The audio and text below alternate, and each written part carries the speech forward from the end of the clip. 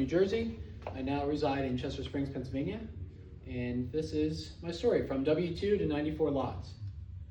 How does this thing work?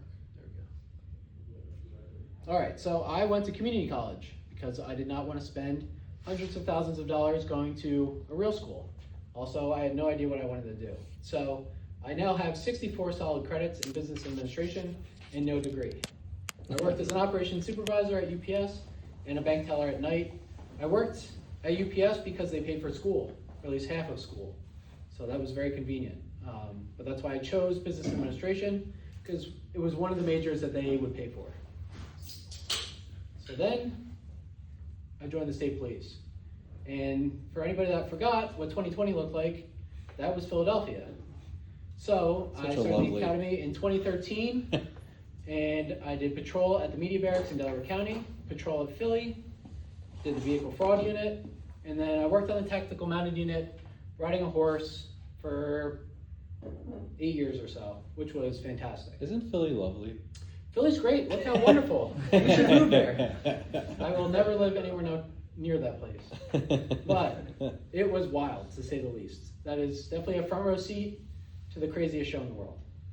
But I had a very good time, and I was able to leverage my W-2 into real estate. So I had 1 foot in each canoe while I was on the job. So I realized that I could only make so much on a W-2. Here you're capped out at a certain amount, and that's it. No matter how hard you work, how much effort you put in, you only make so much. So for me, I wanted something more. I wanted more life, I wanted more time, more freedom, more money to do cool stuff. So I realized I needed to invest in real estate. So I started with my very first rental, 712 South Matlack Street. That was in Westchester, near Rosedale. That was a twin, it was a 5-bed, 2 full bath. I bought it in March of 2016 for almost $300,000. That was a conventional loan. I put like 3.5% down. I was going to move there, but didn't quite make it in, and ended up renting it out. And I sold that in 2022 for $435,000. I will talk more about that in the next slide, but I did a renovation on that. The second rental that I bought was 116 North Wayne Street. I did live in that one as my primary residence. It was a 2-bed, 2 full bath row home in a series of homes that were about to be revitalized. That was the first one to be done. What town was that in? That's in Westchester. Oh, in Westchester. That's right at the end of Gay Street. If you go one more street over. Oh, okay. Where the new Wink Lab is. If you get your lashes done. I do. So they look good, right? yeah, you can tell. They did a fantastic job on that building, though. Yeah. I thought you were so saying North lashes. Lane was Okay, great. go ahead. The parking, there was like 1.5 spots in the back, but it was a great spot, like super close to everything. You could walk everywhere. This one was kind of far to walk anywhere. But my third one, I realized that I wanted more cash flow, because this one I was making like $500 a month. I was mowing the lawn every week. I was fixing everything myself, and I'm not good at fixing shit. So I realized like this is probably not a good idea. So I went, this was turnkey. That one also turnkey. That was a 4-plex in Birdsboro. Birdsboro was like blue collar, decent rents. What was great about this, it had tons of parking, and it had washer and dryers in every unit, which out there was a little bit harder to find. So I got great quality residents, and that building was fantastic. So I didn't make much on the sale, but he did pay for the transfer tax and all my agent fees. So it was like $430,000 basically. So what did I learn about renovating? It looks really pretty in the pictures, but it's awful. Like, I'm terrible at fixing things. And I spend every weekend and all nights while I'm working at W2 trying to do this renovation myself. My dad is a contractor, so he would come down on the weekends and we'd do this project together, which was great to spend time with him until you're doing it every weekend for 8 months. And you realize this is a terrible decision, because the holding costs are unexpected and renovation takes way longer than you think it's going to take. So that got super expensive really quickly. No tenant and paying all the holding costs out of pocket. But it turned out really nice. So I ended up selling that. I did fine on it. It was a learning curve for sure. But it made me realize that I don't want to do that ever again. So no live-in flips, absolutely not. never doing a renovation like that myself. I would rather just pay someone that is much better at it, much quicker, and I just write them a check and they do all the work. Great. I will stick to my spreadsheets and buying these.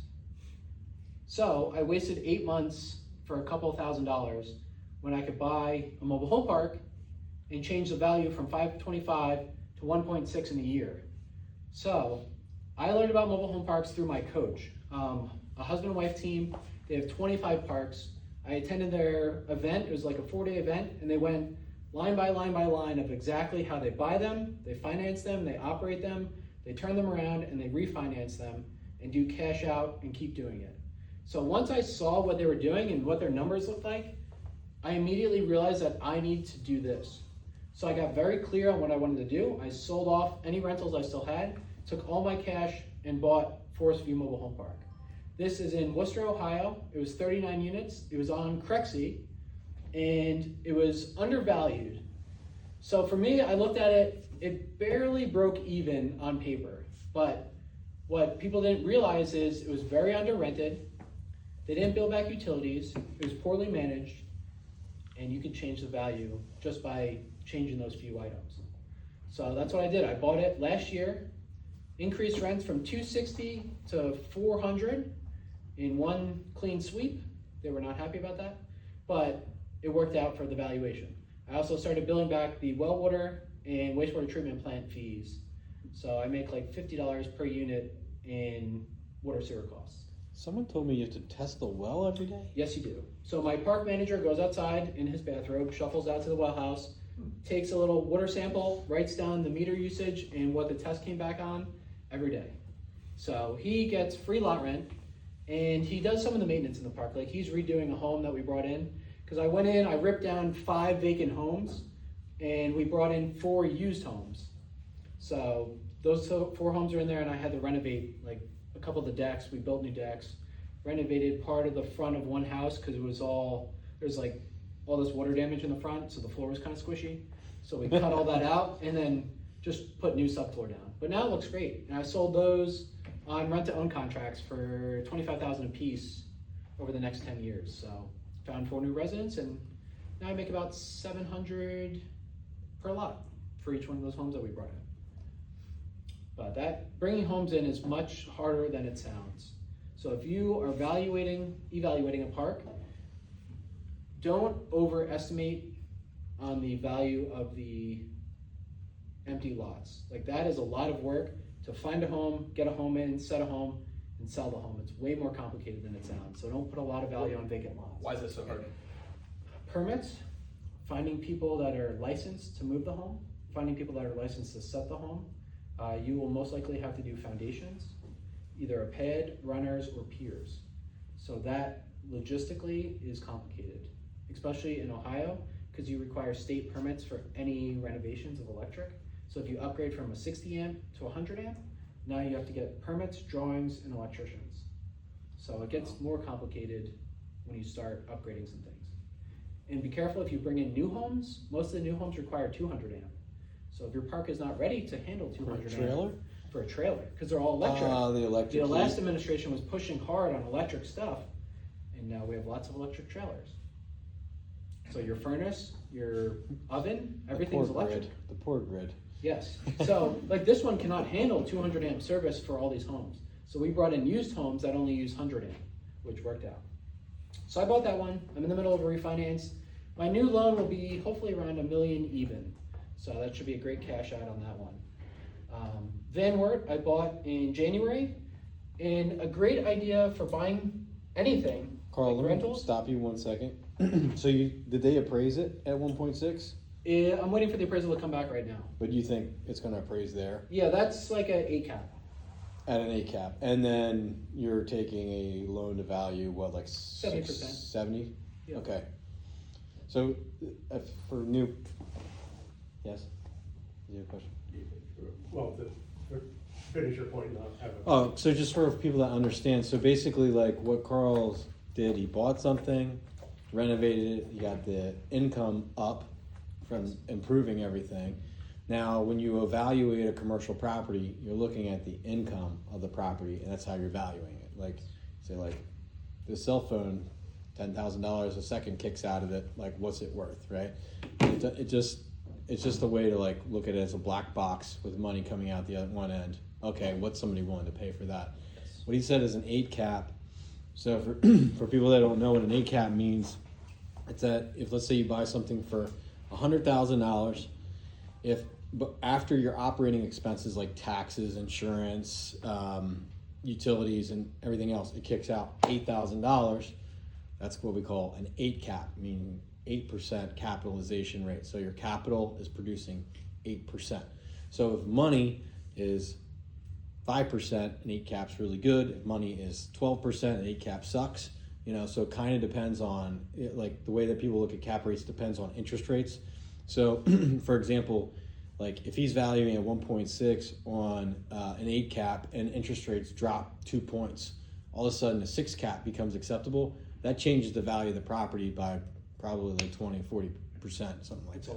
It's a lot. It's a huge thing. So you can have a lot of upside from dropping rates and things like that. But it's important to understand, like, so he's creating value by improving the operating income of the park. And then the bank's going, okay, yes, we agree with you, Carl, it's worth 1.6. We'll give you a loan for 70% of that amount, which is $1 million, right? So you're put in what, 525 and then plus some. Yeah, probably another 200 grand in renovations. So he's in for 725, gets a loan for $1 million, so you get cash in your pocket for almost $300,000, right? Not a bad deal. Pretty good burr. That's a great burr. That's a really great burr. I've seen a lot of burrs that barely break even, so this is a good one. Yeah, if you're like able to pull out all your money, that's good, and you're actually pulling out an extra $300,000 while you still have another $600,000 in equity sitting And it still there. cash flows pretty significantly. If you ever sell that, your tax bill's going to suck. But 1031. By the way, if you do a cost segregation study on mobile home parks, it's significantly higher than an apartment because this is all land improvements. So you're already on a 15-year schedule and then you shrink that down and you have bonus depreciation. It's like 60 cents on the dollar that you can take off in the first 2 to 3 years. And so quickly, what depreciation is basically you buy a property, the government's going to allow you to depreciate it over a period of time. If you buy residential, it's like 27 and a half years. So every year you can write down, let's say you buy something for $300,000, it's about $8,000 on your taxes. You can say, hey, that house depreciated, so I made $8,000 depreciated against my earnings. But in accelerated depreciation, there's like different items that don't last very long, and you do it, it's called a cost segregation study, which somebody comes in and says, hey, like some of these items that you did, we can depreciate much faster, so you might get a very big depreciation initially, which can offset a lot of your active income if you're a real estate professional, which I'm sure you are now. I am now. And I am too. And so, like, against your active income. So you could make 200 grand, have 200 grand in depreciation and pay no income tax. Yes, that will be next year. Nice. Well, this coming 2025. But, so for Van Wert, I bought this on I assumed a $1.4 million seller finance note. I also found this one on Crexy. It's a rougher park, so it's a C-class park. The homes are older. There's a bunch of park-owned homes that are on rent-to-own contracts, so they pay an additional amount above the lot rent to eventually be able to own the home after a few years, which puts all the maintenance on them, which is the difference between apartments and mobile home parks, which is part of the reason why I chose this asset class, because it's significantly easier to manage and takes less people and time to manage a mobile home park than it does, say, a 55-unit apartment building, like way smaller team. Just for clarity, when you're buying these things, it's the land, and then occasionally it comes with a unit, but for the most part, someone else owns the unit. Yes. And they're renting the land. Preferably, they're all tenant-owned homes. It makes it significantly easier on management. Because if you have park-owned homes, you're now responsible for the maintenance. So if you can make them RTOs, that's the first thing I do if I have park-owned homes. I immediately put them on a rent-to-own contract and just say, hey, would you like to buy this house for this? And normally they say yes because they want to have ownership of something. So at least it gives them a chance to own their own home. So that's what I love about this. This is the last chance of affordable housing where people can own something for really not that much per month, and it's theirs. Like, they own that. If they want to sell it at any point, they can. So that's part of the reason why I like this asset as well. But putting the maintenance on them is very important in underwriting. So I assumed a loan on this, and then I brought a private lender in for $600,000 on a second position note, and he is making 16% plus a $24,000 fee. So he's in second position. But I'm super excited because the new value is worth the cost of the loan. Yeah. I would pay whatever, as long as I know that it cash flows and the valuation is worth the cost. So again, to explain that a little bit more, basically, when you get a loan from a bank to buy something for $2 million, they wanted what, 30% down? Yep. Right. So that's $600,000 cash out of your pocket to buy something. But you thought, hey, why don't I bring in a second investor? Yes. To be in second, what they call second position, meaning if you foreclose, the bank's in first position, meaning they get paid first, and then another person gets paid second in second position. But like this is a big thing I think that can expand people's thinking, because they say, well, I could never buy something for $2 million. And it's like, well, you just need to find someone else with 600. I paid $15,000 in closing costs, and that's it. Yeah, because you said you seller financed it. Yeah. It makes $95,000 a year net in my pocket. That's insane, dude. Plus you made 1.7 million. Right, 1.7 million on a balance sheet, which you cannot spend net worth, by the way. It looks cool on paper, but you really need cash flow. So net worth is cool and everything, but cash flow pays the bills. Carl, I think you got a question. Yes. What's the balloon? How many years on the seller finance note? The note is a 12-month with a 1-year extension. So I have to pay a fee and he'll extend for another 12 months. Which ideally it's like 18 months is your like sweet point, because really most commercial lenders want 12 months of seasoning. So that means they want you to hold the property for at least 12 months and show, can you operate this and does it work? So 18 months would be a good, if you're gonna set up seller financing, minimum 18 months or more. On a trailer park. On any asset. So when you go to refinance, you're gonna kick your investor out. Yes, he's dead only.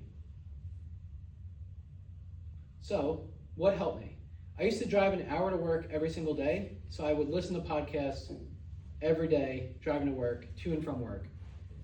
So I listened to tons of podcasts. That's how I really became knowledgeable about the mobile home park industry in the first place, and learning more from other people that were already doing it. I also joined this one, Dream Life 100. They have 25 parks in Pennsylvania, and they're the ones that taught me the majority of what I know beyond what I learned in the podcasts. So I belong to a bunch of groups. So getting around people that are doing bigger things that you can learn from, it makes it real when you're there with them in the room. Like, they're normal people. They're just doing really cool shit. So you gotta get yourself around other people doing big things, and you learn a lot. So I learned a lot of creative finance stuff from the deal room and from other people that were doing it. So for me, this stuff is super important. I attend meetups all the time. Went to Chad's last night. So going to places where you're meeting and networking is huge. And then reading. I read every day. So I sit in the sauna, read my book for 20 minutes.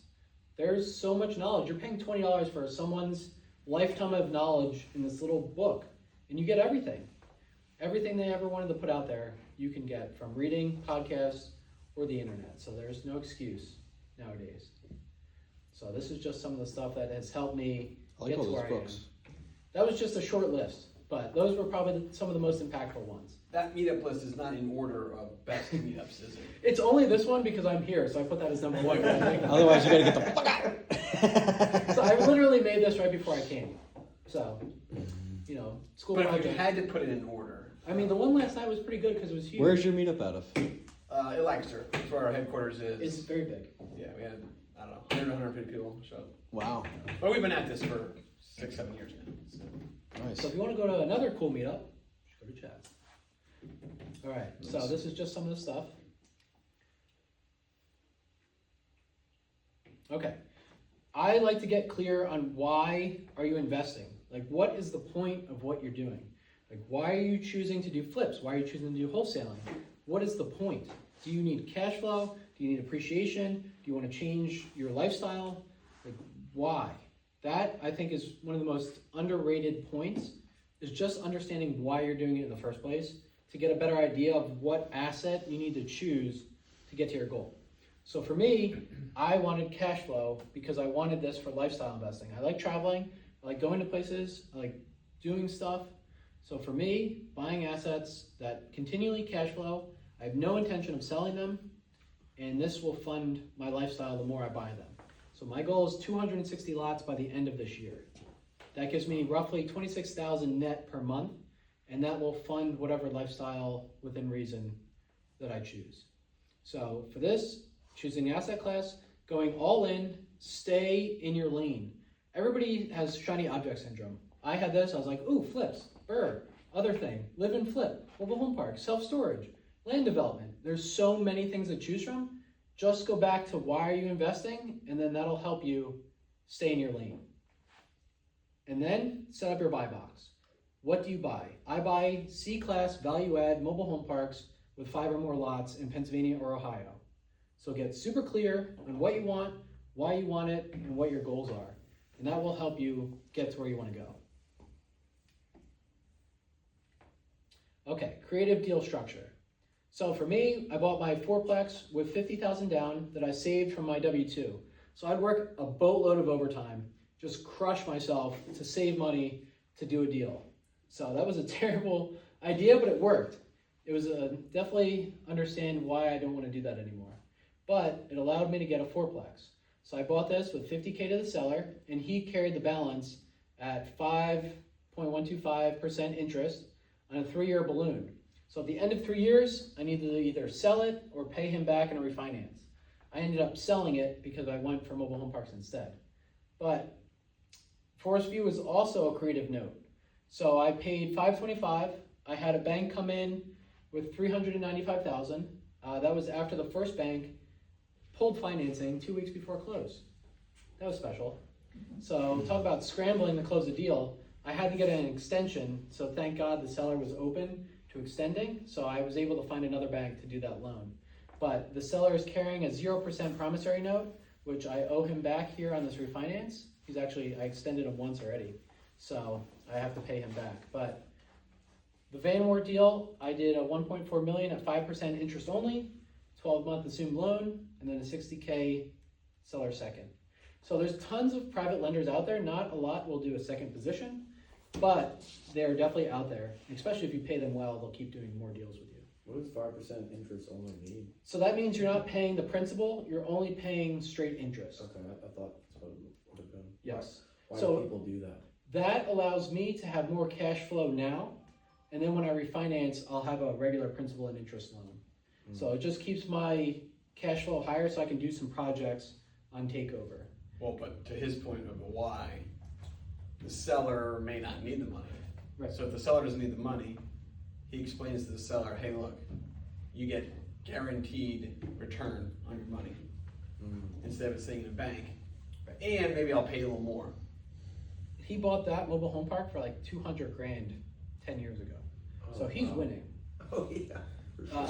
And he doesn't want to pay the huge tax bill either. Right. So for him, this is beneficial. He actually prefers that I would extend it longer because he's trying to kick that tax can down the road as long as he can. But he'll pay a premium on the deal Yes, for terms, for Correct. financing terms. yes. Yeah, that's an important point. Like if people are looking for seller financing or whatever, subject to, and then they're like, and I also want to pay a really low price, and I want to do this. It's like It's got to be. you got to give something to the seller to get something, right? So you got no money, and you don't want to pay any premium for the lot or the price or whatever. Like people are usually not that happy about that. No, but it's got to be within reason. You can't overpay significantly just to get terms. Like unless terms are extended a very long time, you still have to have a decent purchase price, but it has to be within reason. So I think asking the seller what's most important to them is very important, because if you can understand where they're coming from, you can structure the deal to meet their goals. So if they don't want to pay taxes right this second, you can help them structure a seller finance deal. Or if they need like $300,000 today, but they're willing to finance the rest, you don't know that unless you ask them, like, what do you need? What is important to you? So I think that's very important when you go to make an offer on a home or any asset. Find out what the seller needs. Make it about them, and I think you'll get more deals. Other than proximity, is there something about Pennsylvania, Maryland, and Ohio that attracts you? Actually, Maryland is rent controlled, so not super attractive. It's just very close. It's proximity. Proximity, yes. But Do you feel the need to be on site? No. Or just? I mean, I would invest anywhere if there's a deal that made sense. Okay, if so someone there's said- nothing about those states that, No. I imagine there. You can only choose so many. It varies by state in terms of perhaps regulation, Yes. perhaps rent control, perhaps Yes. whatever. New York, terrible. Will not go there unless it's a home run deal. Like their rent control is 3% a year and that's it. And if you have an under rented park, maybe they're paying $200 a month in lot rent, and lot rent's $500. It's going to take you 30 years to get there. So New York kind of is very difficult to be an operator, and the eviction moratorium is still there. Does that, like, Yeah. Really? property, like, increase in value, does that slow the property's increase in value as well, because Yes. you have rent control? Correct. Oh. So their property value is based on the net operating income, and if you can't raise that quick enough, your property value is only slowly going up. Like this, I could double or triple a property value in less than a year because I could push the net operating income up so quickly. So there you can't, like, legally. Doesn't matter what you do, how much work you do to the Doesn't- park, doesn't matter. doesn't matter. It's not gonna go up. Unless you have vacant lots that you infill and put them at market rate, you could do that. That you could value add and change the valuation pretty quickly, but it's a lot of work. Plus, So they there's have to, probably not like- a lot of opportunities where that actually exists. There's so- definitely some opportunity. Yeah. Yes, Can you like buy the people out and like be like, hey, I'll give you 20 grand to leave, kind of thing? maybe. You can do cash for keys, it's possible. Yeah. I was curious. I see, you see like these rent control apartments like in New York, and they're just like trying to make the people leave however they can Right. because it's just so. It's insane. It doesn't make sense. Rent control is terrible. And they're trying to pass it in PA. It's literally on the voting board like now Really? for mobile home parks. It's specifically targeting mobile home parks. It's Yeah, not- some people are mad at people doing this. This, Like, yeah, like where they raise mean- the lot rents or whatever. they're paying $260 a month. Where in the world can you rent an apartment for $260 a month? It's not happening. Right. Like this is the last cheapest housing, even at 400. It's You still can't even cheap. get a studio for $400, and they have a 3-bedroom home. Right. So something's gotta give. Lot rents are super low, so they're going to start coming up. Private equity is just a huge wave rolling into the space right now. So it'll change. It's like self-storage was about 5 years ago. So for me, Real quick, is that, like, if I look at countrywide data, any idea what national lot rent year-over-year increases? I'm not sure. I don't wanna give you I'm just curious if it's like, I mean, I'm not saying you would know, but like, I wonder if it's like, if it's like 5% or something like that. You've got, it's a I'd pretty say interesting it's story. significantly more than that. So, the average lot rent based on Frank's podcast, he was one of the 5th largest owners in the nation. And most of his lot rents sit around 300 or 350. He's mostly in the Midwest. Wow. And he says it's continually climbing every year. That's right. they're It's like, so what's a cheaper under- alternative? There's like no That's it. cheaper alternative. It's the last unsubsidized living condition. The government doesn't subsidize it at all. Yeah, they're probably not encouraging it. Yeah, I was gonna say, a lot of people that we target for marketing, they all go to mobile home parks. Yep. Down south, that's the only affordable option for us. Super cheap. Quite interesting. Real estate taxes, insurance, like. Taxes, insurance are cheap because you're just paying taxes on the land. So my Van Wert taxes are a little expensive. They're like 18 grand, but my Ohio one, the smaller park, is like $6,500. And insurance also cheap because you're not insuring any buildings. There's no replacement cost. It's liability, so you're paying $2,200 a year per park. Basically, if someone trips, falls, and dies, you want to cover it. But that's about it. Like you're not insuring the homes because they're not your homes. That's all the people that live there. They have home insurance. Most, maybe. But otherwise, you just have liability. That's really what you want. Your like worst nightmare is a dog mauling a child. So that is like, that keeps you up at night. So, Carl, for your buy box, Yes. when it comes to the lead type, are you looking for anything of like delinquent taxes, potentially inherited, if something has no equity? Something that's owned by someone that's older, inherited, also great. Preferably with minimal debt, because then I can sell or finance it. And that's usually, or if it's in a trust, a little harder to get to. What about ownership type, like individuals? Individuals better, yeah. Out of So- state, in state, absent, It doesn't matter, yeah. So, but my buy box extends beyond those 3 states. So I'm looking at a deal in Kentucky right now. But if it makes sense, it makes sense. As long as you understand what the rules are in that state, then you can play in that state. Any other questions? Looks like you're looking for private lenders, Yes. and those the second position ones? First position, second position, I can structure deals however they want. So I'll put sellers in second position, and I'll put the private lender in first, as long as he's fine with the seller being in a second. It's usually lower loan to value, so I'm buying these parks on like 50% ARV. So it's super low, there's tons of equity after I get done operating it. So that's what made that second position comfortable, because there's so much equity behind him. How long are you typically holding the second position? 12 to 18 months, as soon as I can do a cash out. Unless that larger one, I might just do a rate and term, we'll see how close it is. But yeah, so I need more private lenders that are willing to lend on MHPs that may not be in their state, and connection to other park owners or parks. So if you have a lead, and it's a legit one, and I close it, I will pay you. When you normalize your financing, not the 18-month variety, but is it 30 years? What is the loan term? What would be term and rate? Normal term, I'm looking for a 25% AM, and usually like an 8% rate right now. And it's normally a 5 to 10 year fixed, and then it re-ups after that, so then I'll have to do another loan.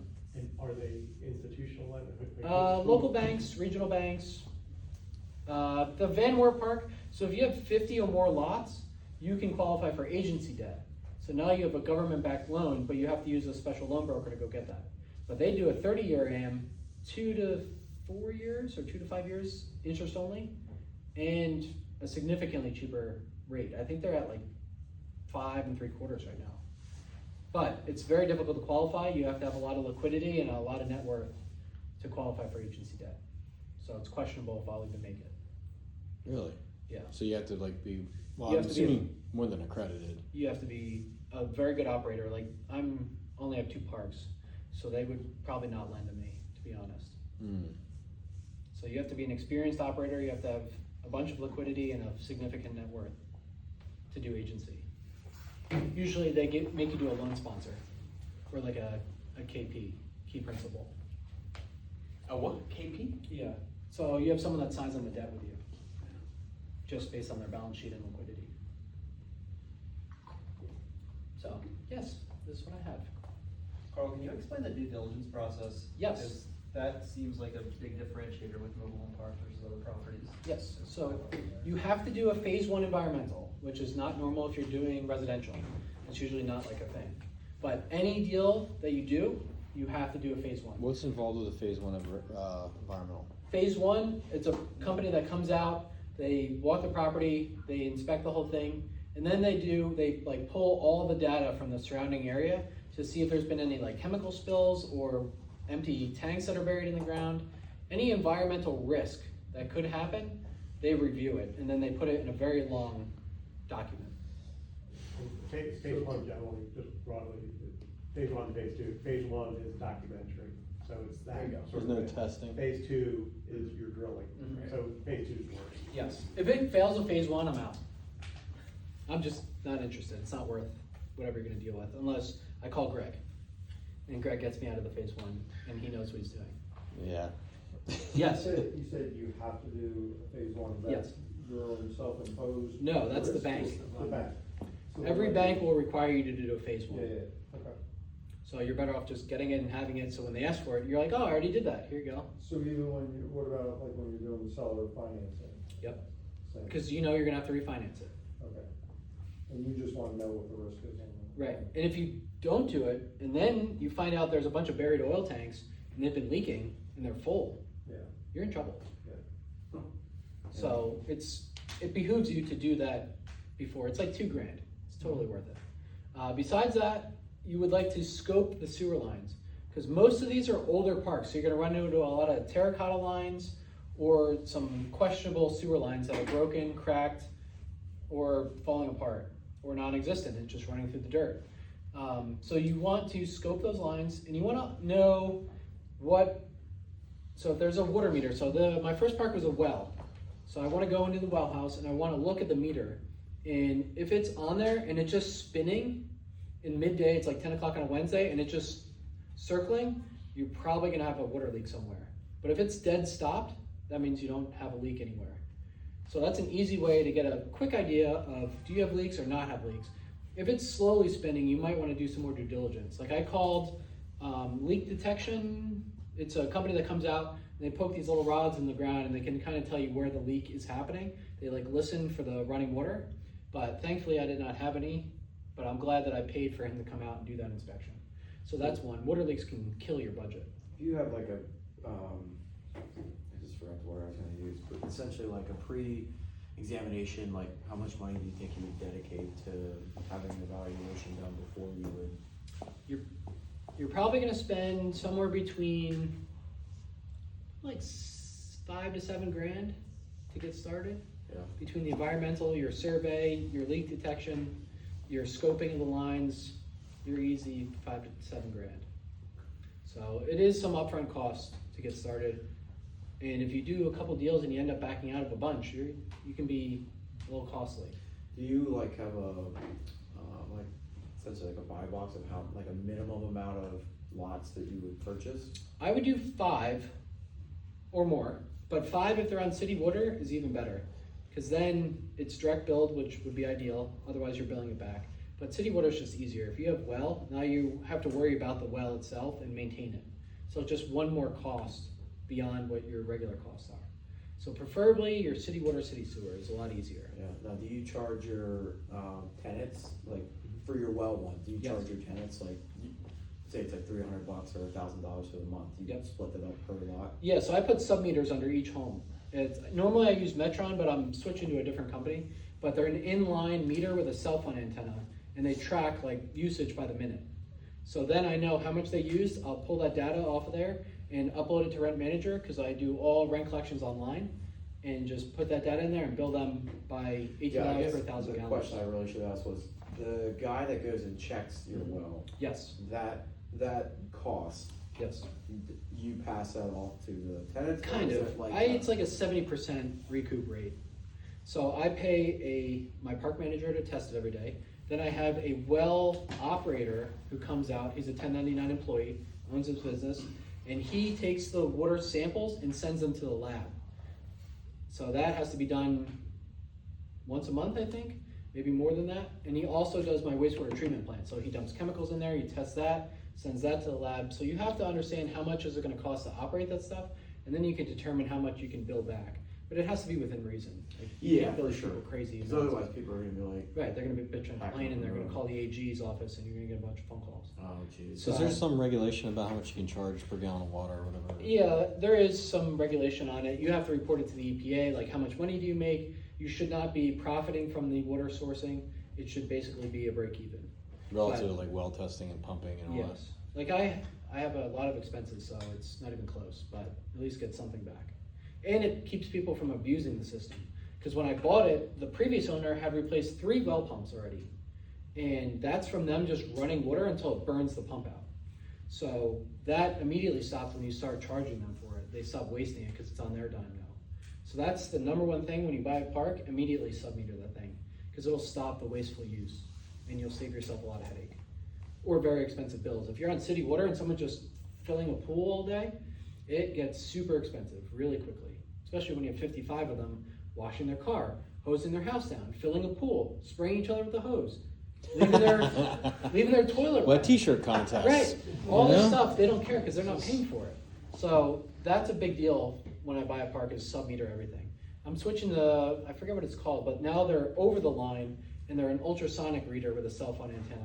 So then you don't have to cut into the line and attach the meter. So you reduce the risk of freezing. The Metron ones are inline and it thins the water out so much that if they don't run it enough in the wintertime, even with heat tape, it breaks the meter. So for me, I'm just gonna go with an over the line. Makes sense, yeah. So are you paying for the meter? Yes. Yeah, so I pay $350 to buy the meter, $7 a month to operate that, and then I bill the $7 back Per meter? per meter. Yeah. That's crazy. So the meter costs are a little expensive, but it's worth it because my water bill for Van Wert is like $3,500 a month. So water gets costly. Is that total or is that just what you pay? That's total Okay, per month between all those residents. yeah. But I charge each one about $50 a month on a RUM system right now because I did not install the meters yet. Mm. So I'm doing fine on that, but Yeah, I mean, $50 a month for water is Right. pretty nice. $25 for water, $25 for sewer. I mean, it's reasonable to them too. Yeah, for sure. Yeah. But that's important to make sure that your well is operating, if you're gonna buy a well or a park with a well, to make sure the water is clean, get the EPA testing that they send to the lab, that way you can review it. Because that's the last thing you want is a contaminated well. And now that's your problem if you buy it. So do the well, do that inspection, sewer inspection. If you have a treatment plant, you gotta wanna talk to the operator because you have to have a licensed operator maintain that treatment plant. And make sure there's enough meat on the bone. If that thing, for whatever reason, completely dies, you have the amount to replace it because they're expensive. Or a septic. Sometimes there's multiple homes on one septic and it drains into a tank like 3-to-1, 3-to-1, 3-to-1. And if you have a tank go, you have multiple tanks. So I would inspect every tank if you're gonna buy a park with septic tanks. On a home, you only have one. On a park, you may have a few. So city water is definitely easier, and city septic. You said one of your parks has a water treatment Yes, it does. facility. How much does it cost to run that? How much does it cost to operate? Yeah, It's like $900 for the operator. He also does my well, so you gotta factor that in. $900 a month.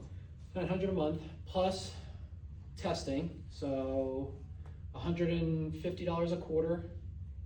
And then there's chemicals that go in there, so probably another $250 a year in chemicals, maybe a little bit more. And are you billing sewer to them as well? Yeah, it's baked into that water cost.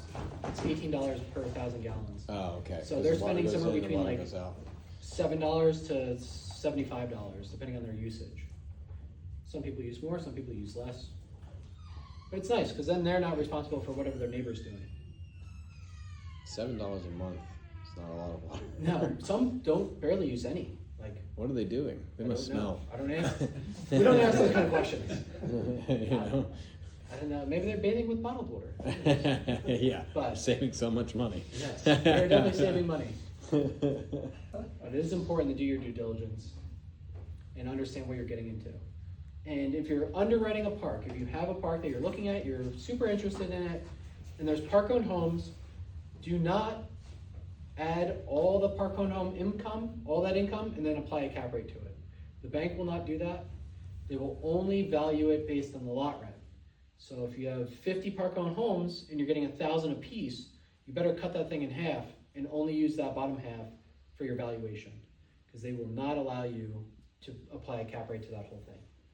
You don't like that you're getting rent from a park-owned home because they Correct. look at it probably as a depreciating asset. Right, it's slowly changing, but it's not changed yet. So if you're gonna underwrite, that's the easiest way to get burned on a park, is just applying a cap rate to park-owned homes.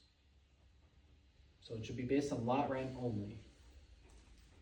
So for me, I look for parks that are within about 20 minutes of a Walmart, and I look up whatever the 2-bedroom rent is for fair market rent on HUD's website, and I divide that by 2. That's like your Class A lot rent. So if your 2-bedroom home rent's 1,000, that means your very, very max lot rent is 500. So really, you should be 85% of that if on a C-class park. So that's a quick, easy way to know, do you have upside in your lot rents? Dude, this is good, man. Thank you. You're a stud. Yeah. Yes. Could you have done any of this if you didn't take that class? I think listening to the podcast, I could have, but it wasn't real. Like, you're just listening to some dude on your car radio. But when I went to the event, I met Kevin and Tia. Like, they're regular people. He used to work for PP&L. She used to work at the Department of Defense up in Tobyhanna. They're like normal people, and they just had a goal, and they learned how to do it. So I felt like that made it real, and that I could do it too. Because otherwise, it's kind of like, oh yeah, that sounds cool. Other people do that. But once I learned how to do it and saw them doing it, and they put their numbers on the screen, I was like, I got to do something. Because 1,500 lots on a $10 rent raise, that's $15,000 a month by clicking a button. I was like, what am I doing? I'm working like 70 hours a week to make $5 grand a month. I'm wasting my time around here working for the government. Yep. So I realized that I got to make a change. This shit ain't working. So. Yeah, plus they're trying to shoot at you and stuff. Right, I'm riding a horse to Yeah. riots, people are attacking me, stuff's throwing, I'm getting bottles of piss thrown on me. Trailer parks are calm in Yeah, this is comparison. great. Yeah. So trailer parks are easy. I'm used to talking to people, you know, C-class residents, no big deal. For me, it's not. That's actually, someone said something to me about that. They said, do you think Carl was suited for this because of his police background, and It that helps. and that you were like not scared to approach people? 100%. Because you get some questionable people in parks. Like, you got meth dealers, you got bikers, you got drug dealers, you got everybody in there. So if you're willing to just go have a conversation with them, Like, don't Like- do the math. right. Like, you can't do that here. Right. It's not going to fly here. Once you do rent raises, they pretty much know, like, it's time to go. And once you start enforcing rules, they start making their way out. Yeah. But it's just really cleaning up the park and giving people a safe, affordable, nice place to live. The bar is pretty low because they've been living in not so great places because nobody's fixed anything for a very long time. So for me, I come in, I wash the homes, I bring in 30-yard dumpsters, and I said, like, here's a dumpster, throw out whatever you want, it's free. And I do that with every park. And just load them up. If they got more stuff, I bring more dumpsters. So for the resident, it feels like they're getting something for this large rent raise. And I want them to feel vested as a community. So I want to go in and care because they've never had an operator like actually care about the park. So for me, it's super important to show them value before I go and ask for another $100 a month from these folks. Like, that's a lot of money to them. So showing that value, adding new signs, cleaning up the park, cutting down trees, bringing the dumpsters, washing homes. We had painting parties. Like, I'll go to Sherwin-Williams and I'll buy a bunch of the whatever mix-match paint they had, like blue, gray, brown, and yellow for cheap, and I'll just give it to the residents. Like, here, you paint your house. It's on us. And for them, they love it. Like, I just got free paint. Now all I have to do is paint it. I mean, their painting ability is questionable, but they enjoy that I care enough about their home that I give them stuff. We went around, we fixed stairs, we fixed shutters, we fixed like small things just to make it easier for them. Like, if we had an old lady with a broken stair, we'll just go in, replace the board, no big deal. We'll just fix it for free. Like, it's fine. Like, I make enough money on the park to make it worth doing small repairs. Plus, it keeps my park manager busy. Mm. Yeah, it is interesting. I actually, when I was buying this house in Downingtown, and they were kind of like, yeah, we got a lot of stuff to get out of here. We're thinking about getting a small dumpster. And then I said, I'll buy you a dumpster. Right. I'll put it in the $600 driveway. Have at it. Take whatever you want and throw it in there. And The it's like, residents love it. and they did it. They filled the whole dumpster. And then she felt bad. She filled the whole dumpster and paid me for the dumpster. Oh. Anyway, so, yeah. Hey, that's what she's supposed to do. She was very nice. Yeah, very, very nice. But, you're right, though. If you give people the ability to do things, because, yes, obviously they're poor. They might not be able to afford paint or paint brushes or Right. whatever, but they have time. Yes. And they're like, okay, like, I'm happy to throw away all this trash. I just can't afford to throw away all this Right. trash. Yeah, otherwise, if you don't give them the dumpster, your park dumpster will become the new dumpster. It'll be filled with couches and mattresses and tires and fire extinguishers and God knows what is stacked all over your 6-yard dumpster. So bring in the 30-yarder, let them throw all that stuff out first, and you will save yourself a lot of headache down the road. Because they will find things to throw out. When you find a lead, are you calling them yourself? Are you having people do that for you? Those were listed online. Yeah, so I called the broker. The first one, What's Crexy? Crexy is like LoopNet It's like or a LoopNet. commercial online platform of the MLS, basically. Okay. But brokers go on there, they post deals, commercial, real, self-storage, mobile home parks, marinas, anything special they put on there. But I called a broker, and the first one was hard. I called a lot of brokers, made a lot of offers before that first one, because they don't take you seriously if you don't have one. So like, oh yeah, you know, you wanna buy this park, you know, how many parks do you own? And you're like, none? And they're like, oh, okay, click. So they wanna see that you can actually close something. So your first one is definitely the hardest. But it's calling brokers and conveying that you're serious. So understanding the lingo of how mobile home parks, like the stuff that you talk about, that helps. If you're like, hey, I need the rent roll, the T12, and all the trailing bills for the park. So they understand like, okay, T12, rent roll, kind of understands what this whole game is about. So trying to talk their talk makes them take you more seriously. But this was just calling brokers and saying, hey, I want to make an offer. But the first park was probably on Crexy for like a year and a half, and the price just kept dropping and dropping and dropping. So I just made an offer at list with that seller finance portion, and they accepted. Very cool. Yes, and it's finding value where other people miss it. So even though that park was listed, anybody could have bought it, anybody could go on Crexy and buy it. But it's just understanding where you can push rents to and where they're missing out on operational stuff, like the sewer and water bill back, the management stuff, lawn care, snow plow. Like the other park I bought, they were spending a little over $21,000 a year in trash, just dumpsters. I was like, that's insane, like way overpriced. That means the manager, the third-party manager, it just doesn't care because he's not shopping vendors. Because that should be about $650 a month, maybe. So that was a huge savings, but people just saw that, they're like, oh, that park doesn't make a lot of money. But knowing that you could cut some of those wasteful expenses, like the third-party management was charging almost like $23,000 a year. I was like, that doesn't need to happen either. So right there, you can cut $23,000, pay an in-park manager $400 a month. So you just saved almost 20 G's in NOI right off the top. It's a huge value, especially on a 7 cap for 200K, 250K. right? It's a big deal, just for one expense cut. Yeah, So that's a really interesting point. Like when you think about creating value and how you're gonna value something, like, you know, cutting $1 of OpEx can create like $10 of equity, Yes. you know, because, or 13, yeah. So like, you know, when you start looking at the performance and saying like, well, okay, whatever, you save some money on dumpsters. It's like, no, but that was like 200 grand Yes. in value because of the OpEx change. And then that applies to like small multifamily, like Yep. for example, changing out the heaters so that the landlord's not paying for the heat because it's all in one system, and you split it out into electric systems or split it out into other systems, like that kind of things, like what you're always looking for, and trying to reduce OpEx, put things to the tenant. Yes. You know, especially like you said, the heat's free. It's 90 degrees in the unit. Yeah. You know, and the windows are open. They will. You Right. have to put the expenses on the resident. Then they care about them. If you're paying for it, they don't care. It's not their problem, it's your problem. Right. So you have to push as much back to the resident to maintain the integrity of your billing. Carl, how are you keeping track of all of the deals? Because you've got a lot of different financing going on, a lot of different kind of Spreadsheets. break points. It's all So you spreadsheets. probably have to remember when things Things are triggered. due. Yep. So what are you just going in every day?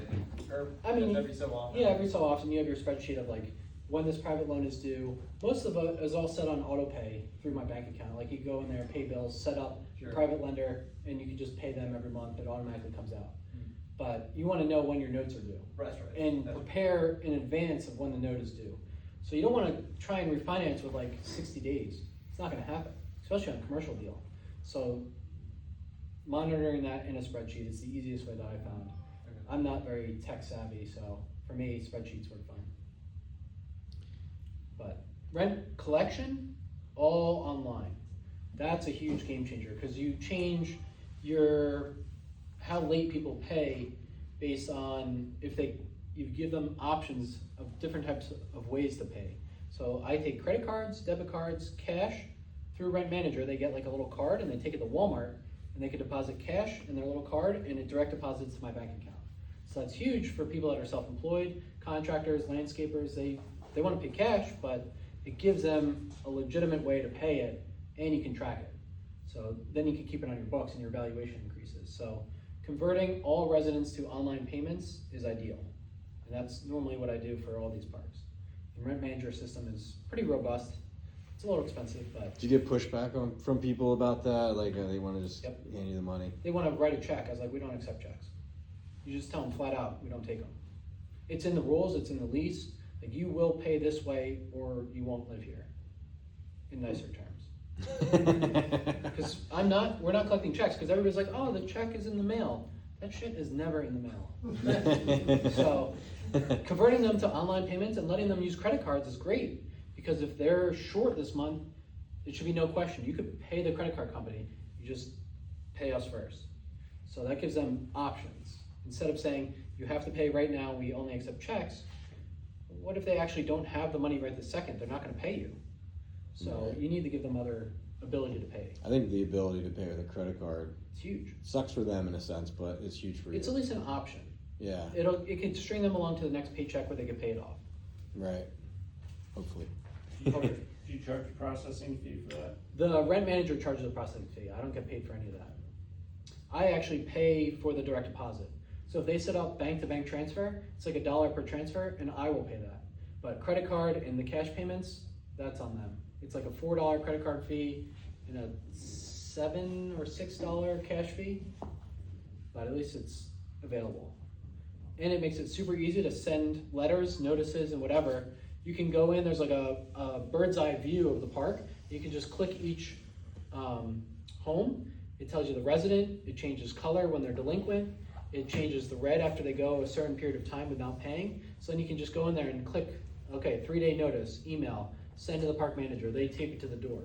So it makes giving late notices, 3-day notices, any rule violations, super easy. Especially when you start scaling, you want something that's simple and you can just do right from your laptop. So I can be in Montana, hanging out there, and I can do everything from my computer. And that's the lifestyle plan. So buying something that works for the lifestyle you want. What service was that? What? It's called Rent Manager. So if you do self-storage or apartments or mobile home parks, Rent Manager is very good, but it's like $350 a month. So it is costly. There's other ones that are way cheaper that could do similar things, but I like it because it gives you a VoIP line too that's all recorded. So when a resident calls in, the call is always recorded and it transcribes it for me to put on the notes of the resident. So I like that part of it. And it's very transparent. The resident can log into their account, they can see how much they owe, they can see their transaction record, when they paid, if they're late, everything's on there. So I like that part too. There's no hiding anything, like, this is what you owe. This is why you owe it.